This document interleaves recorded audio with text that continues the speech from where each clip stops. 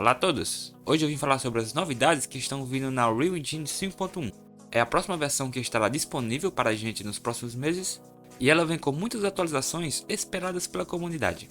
O roadmap público da Unreal 5.1 está disponível na descrição do vídeo e nela vem detalhado para a gente várias mudanças, com muitas delas focadas em melhoria para a criação de jogos. As alterações listadas foram projetadas para adicionar ainda mais opções, profundidade e flexibilidade na Unreal. A nova atualização 5.1 inclui melhorias no Lumen, otimizações para ajudar a alcançar 60 FPS em jogos de console, com direito a reflexos na água e também suporte para reflexos em superfícies translúcidas. Temos outras mudanças focadas na renderização, que inclui mais suporte para melhorar os sistemas Path Trace, Niagara e GPU Lake Mass. A maioria das alterações listadas na atualização da Unreal 5.1 são ferramentas solicitadas por grandes desenvolvedores e programadores, projetados para tornar o processo criativo ainda mais simplificado. Certas mudanças são mais úteis para a construção de mundos e produção geral, levando o usuário a ir além do que se pensa ser possível.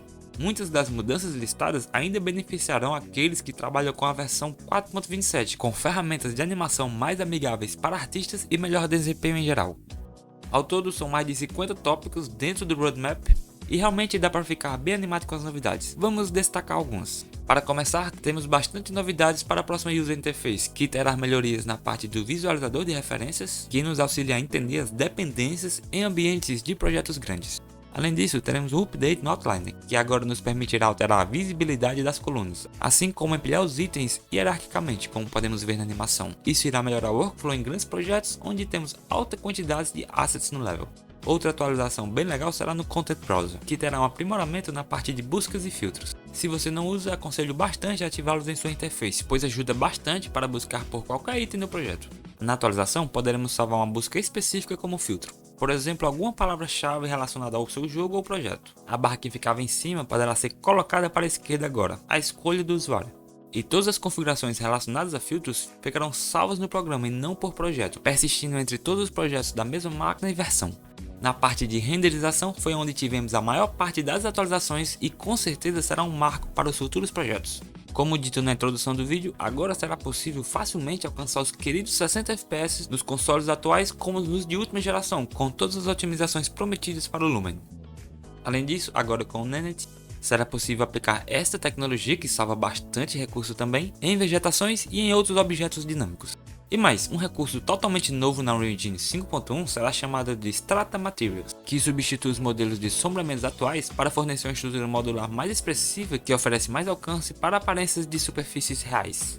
Em relação ao Sequencer, eles prometeram adicionar ainda mais funcionalidades através de blueprints, para podermos ter ainda mais opções de automações. Além disso, segundo eles, teremos um remake da interface que prometerá as funcionalidades com mais facilidade de acesso e estabilidade. Tivemos também várias melhorias e novidades para a parte de Virtual Production e aconselho a vocês a darem uma olhada se forem da área de interesse. Para as animações, o Control Rig continua a se expandir em direção ao rigging totalmente procedural, com muitas atualizações no seu framework, assunto que vamos abordar bastante ainda aqui no canal. Temos novidade também com os controles de animações de personagens no Sequencer, assim como também foi adicionado o Animation Retargeting para o Virtual Production. Para áudios, teremos agora uma ferramenta para edições de arquivos .wav. E é realmente algo muito importante, pois remove do nosso workflow ter que trabalhar com outras ferramentas de áudio apenas para normalizar picos, RMS ou fazer fades no arquivo. Teremos também agora, como você pode ver, o feedback visual nos nodes no Metasound, algo que realmente ainda não tinha, apenas nos blueprints normais. E não para por aí, também teremos saída surround no editor do Metasound, permitindo a gente trabalhar agora com sons em 5.1 ou 7.1.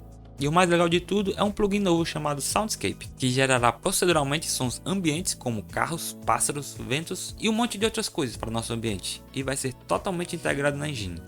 Teremos várias e várias outras otimizações menores, como por exemplo na parte de modelagem com mais ferramentas nos Geometry Nodes, que ainda está em beta, mas você já pode ter um gostinho dele no projeto do Lyra. Ainda falaremos mais sobre eles no canal em breve. Teremos também otimizações no Chaos Physics e uma nova forma ainda em beta de gerenciar assets, o Virtual Assets. E mais novidades sobre a plataforma e a pipeline da engine como um todo. Vale a pena você dar uma olhada em todos os itens, porque é inclusive uma boa oportunidade de conhecer mais sobre a ferramenta e tudo que ela oferece. Por esse vídeo é só, não deixem de checar o roadmap e muito obrigado por assistir. Até o próximo vídeo, valeu!